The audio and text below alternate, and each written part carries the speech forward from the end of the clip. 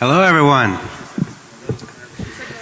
So this talk won't be quite like other talks you might have seen around. It's going to be very demo heavy, and it's on 3D web visualization. So congratulations those of you who made it. This is one of Defcon's unofficial scavenger hunts, finding the talk that isn't listed.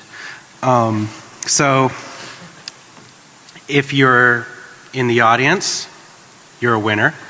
And if you're not in the audience and you're watching it on video, well, better luck next time.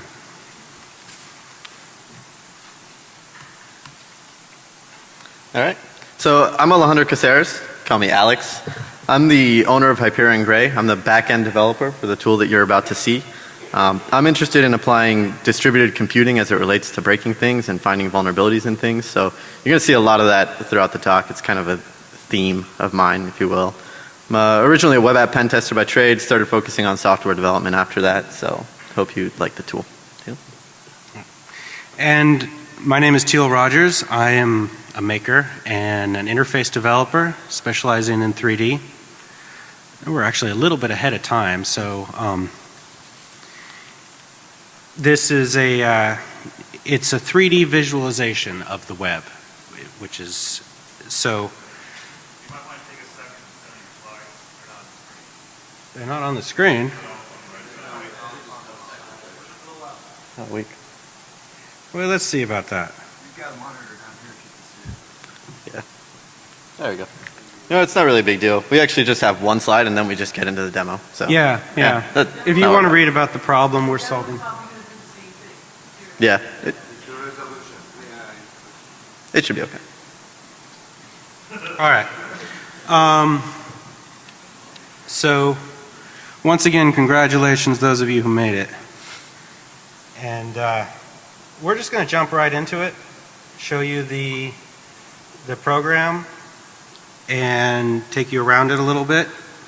So this environment is, you know what I can do, if it cuts off the edge a little bit, I can move this over. Yeah, there you go. Does that look good? Yeah, a little bit more.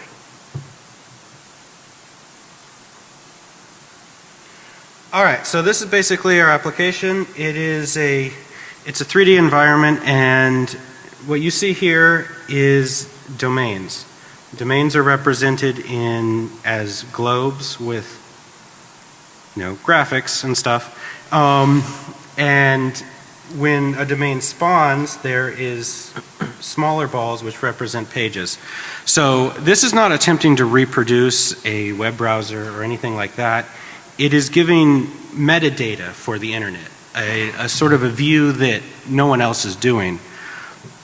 Yeah. There's things that you can see from this organization that you can't see anywhere else except by really digging into your HTML, digging into what your code is, doing vulnerability scans using scanning software, which frankly most people don't do.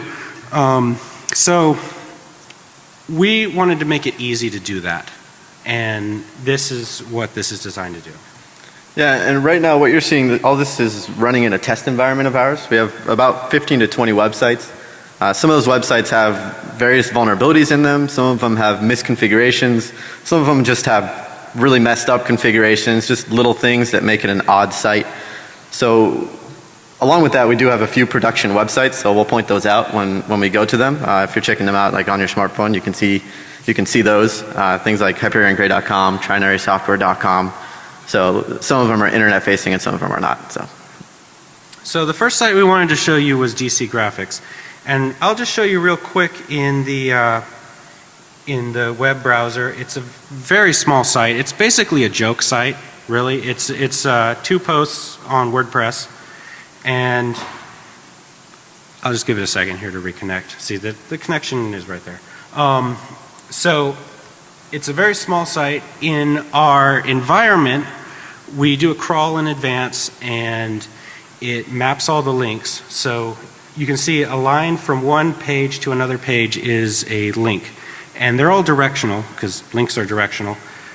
So the skinny end is where it's pointing to, the fat end. It's kind of like an arrow. So this is a typical sort of WordPress site if it's very small. Larger WordPress sites tend to have a core and then an outer core. This one just has an inner core because it's too small to have two cores. So you see the cores is these sites here, and on the outside you see some feed sites, which that's what WordPress does. It creates feed sites. Yeah, so on the back end, the crawler is running continuously to keep everything updated. So the goal is to give you a continuously updated view of the websites that you're seeing. Right now you're actually just seeing a snapshot in time, but the way that it's built on the back end is it's a Hadoop-based web crawler slash vulnerability scanner. So we can keep track of a ton of websites over a short period of time. And the more websites we keep track of, all we basically have to do is scale up a cluster, which is really, really easy. And that'll shorten our crawling times and collection of metadata and all that stuff. So you might recognize that as somewhat similar to like the Google model, how they're collecting metadata and collecting websites. And actually the back end it's an open source implementation of exactly how Google's doing it. So here's another site. It's Boonville Lib. It's another joke site, really. It's it'll spawn in a second here. It's also written in WordPress. It's just a little bit bigger. It's got a few more posts.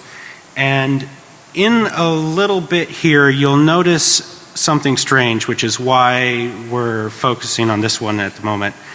It has this link that will appear to a domain called one.gravatar.com. And I made this site.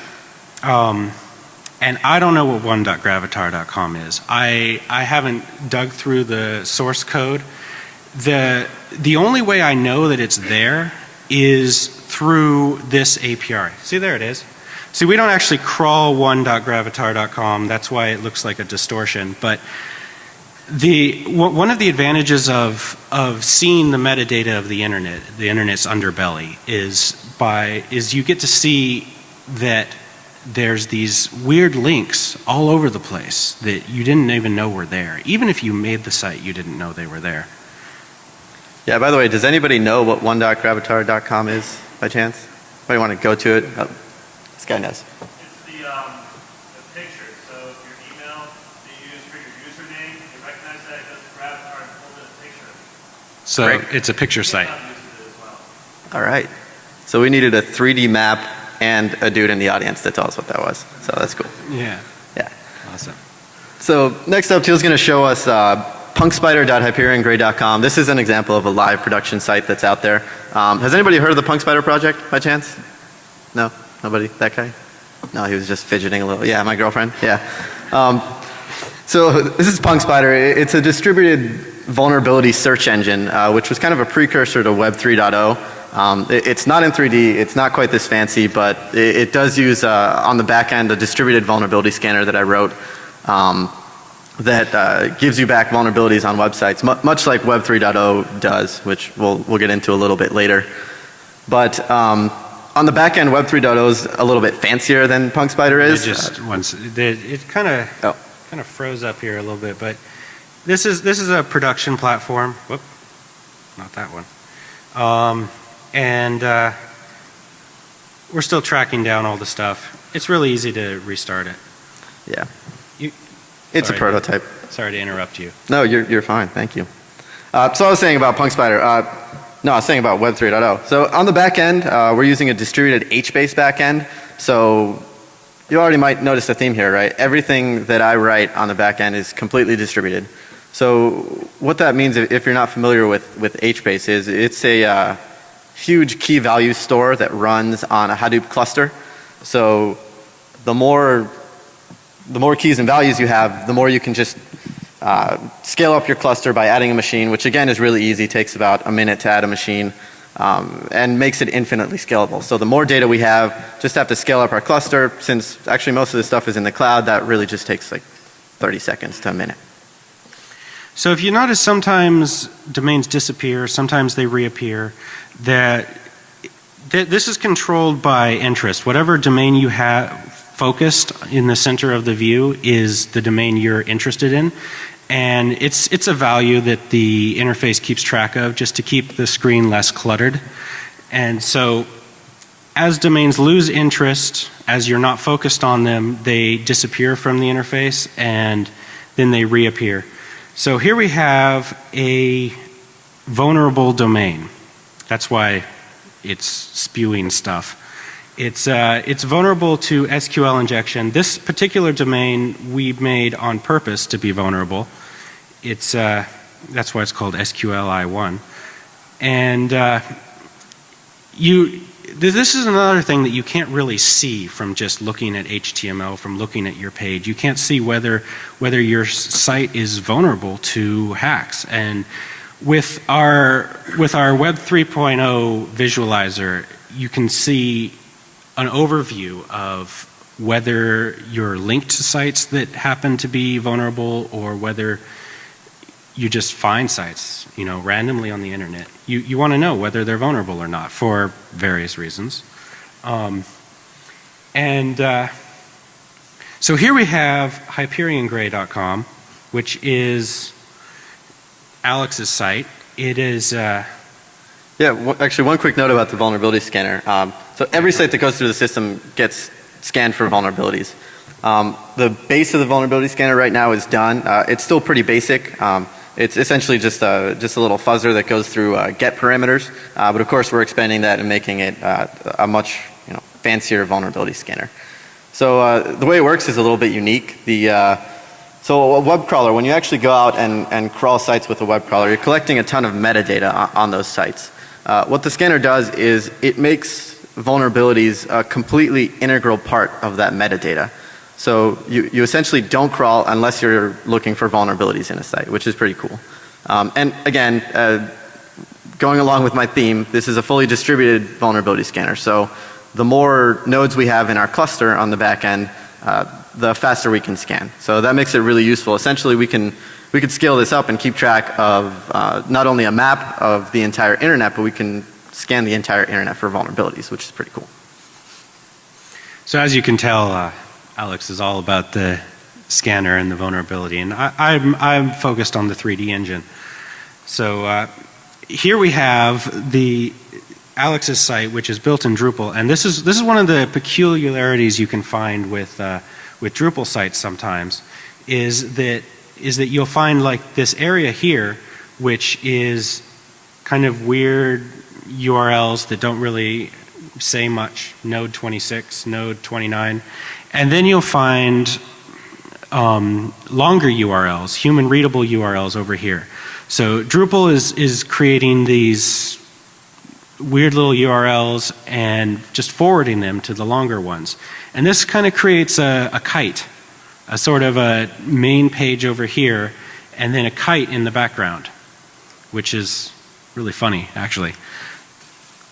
But this isn't really the view that you would see as a user of the site. You would just see this, the stuff on the right. And as a crawler though, as Google, or as, even somebody collecting information for whatever purposes you might collect information for a site, you would see, you'd want to know that there's this kind of little odd structure going on here. Because information is power. Yeah, so now Teal's going to take us to a site bushofficial.com. So Bush Official is an example of a live production site that we actually do not own. We've just kind of sample crawled the site, so this actually isn't the entire site. It is the official site of the band Bush. Do we have any Bush fans out there? No.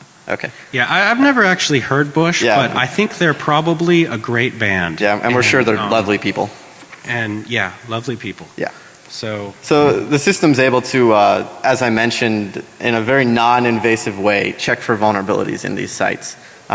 We're doing some really respectful stuff from a network standpoint. We're respecting robots.txt even during vulnerability scanning throughout the entire thing. And we never flood the site with traffic in any way. So you'll see just a few vulnerable links pop up. These are URLs in the domain with SQL injection. They are real, but don't misuse this. Don't be a dick, I guess is all I'm trying to say. So yeah. Yeah, so you can see Bush is kind of a typical site. They love MySpace, and they love Facebook back here, even though the labor. And here's Twitter. They love Twitter. And so they're showing a lot of love for social networks, which, well, that's pretty typical of a band. Twitter is, of course, a massive site, and we don't crawl it, even though it kind of looks like we do. We just crawl if they happen to link to it, and over here we find someone else who happens to link to it, which is... What's the meaning of the distance between? Well, the distance is pretty random. You can actually take domains and just drag them around with the mouse. So you can grab Twitter and drag it over here. It's all organized dynamically based on whether it's connected to anything that happens to be shown on the screen at that time. So here we have the Defcon website, which is really quite interestingly organized. It is there's a core of pages here, which is the main site, and then here's a satellite page. So this isn't a full crawl of the Defcon website, or you'd see a bunch of different satellite pages also. But Defcon is one of the few sites that actually does this on purpose. Many sites do this by accident. So you can see Defcon shows a lot of love to Facebook. It shows a lot of love to Twitter.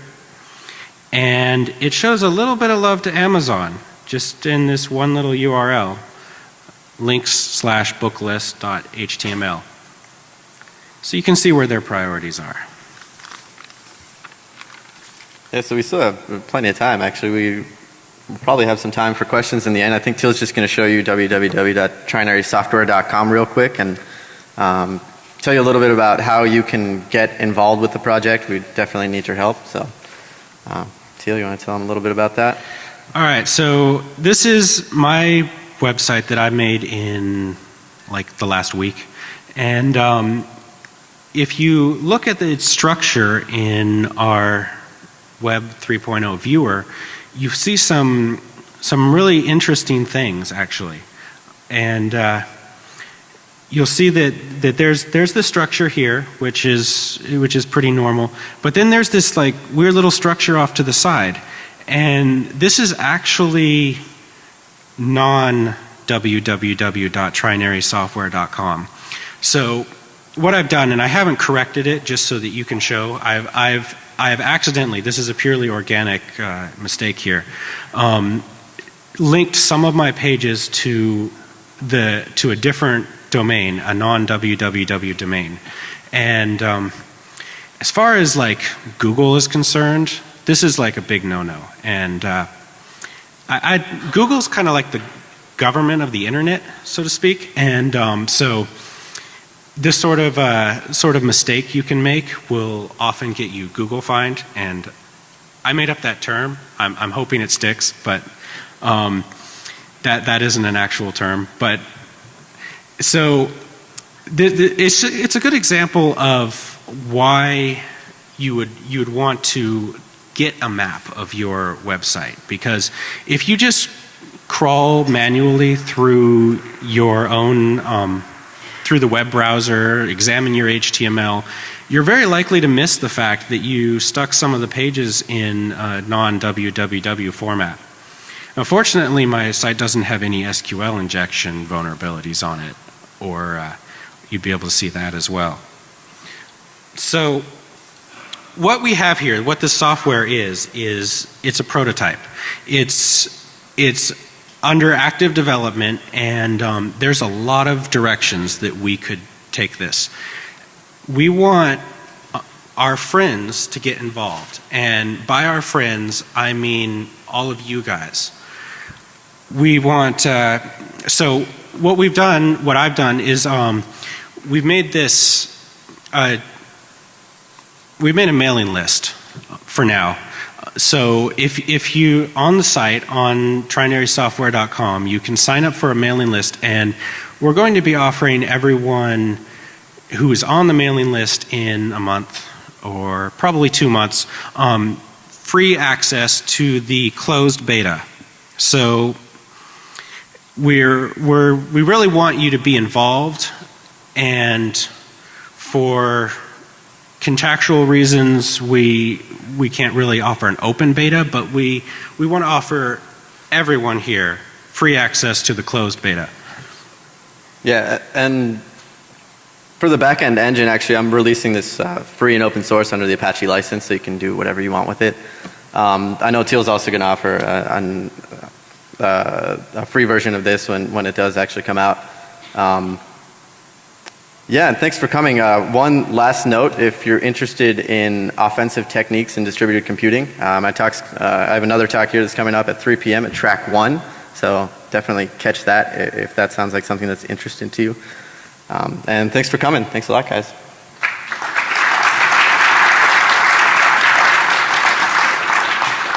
We actually have about 5 minutes where we can take some questions. Where do you go to opt in for the beta? It's www.trinarysoftware.com. Spell that. T-R-I. Well, here it is, right here, actually. Right on the top there. I can't read that. So it's actually very simple. It's T-R-I-N-A-R-Y. Trinary, like 3 naries. All right, so trinary software is a technically meaningless term in almost any kind of functional sense, unless you think of it in terms of 3D. So that's really the only way that you could take what is what is a trinary software. It's a 3D software. Other questions? What? So actually it's a customized version of a crawler called Apache Nutch, which is where the Apache Hadoop project actually came from. It spawned from Apache Nutch. So we've customized it, added a bunch of plugins on the back end, and again, releasing all that stuff open source after. So, yeah. When will you be showing off the crawler? I will be showing off a little bit more about the crawler and vulnerability scanner in my talk at 3 p.m. in track 1. Thanks, John. Anybody else? Yeah. Have you thought about rendering in 3D and like using a leap motion to control it? Using what kind of motion? Leap motion is a thing that can actually affect hands. Yeah, And we can use like biofeedback and leap motion, and that is actually really easy to plug in, and that's a direction we can take this. We're trying to figure out what directions. We want all the good suggestions like that we can get, and any kind of contributions, any kind of input that anybody can get. Feel free to email us, or our emails are listed on our website, or if you have any ideas or you have a project that this would really interrelate with, it would be very helpful.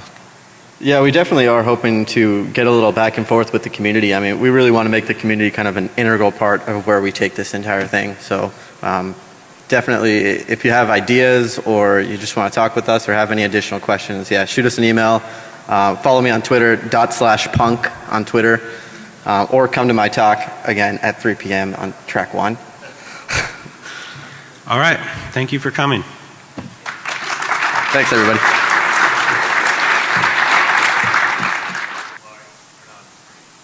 They're not on the screen. Not weak. Well, let's see about that. Yeah. There we go. No, it's not really a big deal. We actually just have one slide and then we just get into the demo. So Yeah. If you want to read about the problem we're solving. Yeah. It should be okay. All right. So, once again, congratulations, those of you who made it. And we're just going to jump right into it, show you the program, and take you around it a little bit. So this environment is, you know what I can do, if it cuts off the edge a little bit, I can move this over. There you go. Hello everyone. So this talk won't be quite like other talks you might have seen around. It's going to be very demo heavy, and it's on 3D web visualization. So congratulations, those of you who made it. This is one of Defcon's unofficial scavenger hunts, finding the talk that isn't listed. So if you're Theme of mine, if you will. I'm originally a web app pen tester by trade, started focusing on software development after that, so hope you like the tool. And my name is Teal Rogers. I am a maker and an interface developer specializing in 3D. We're actually a little bit ahead of time, so this is it's a 3D visualization of the web, which is so. You might want to take a second to For in the audience, you're a winner, and if you're not in the audience and you're watching it on video, well, better luck next time.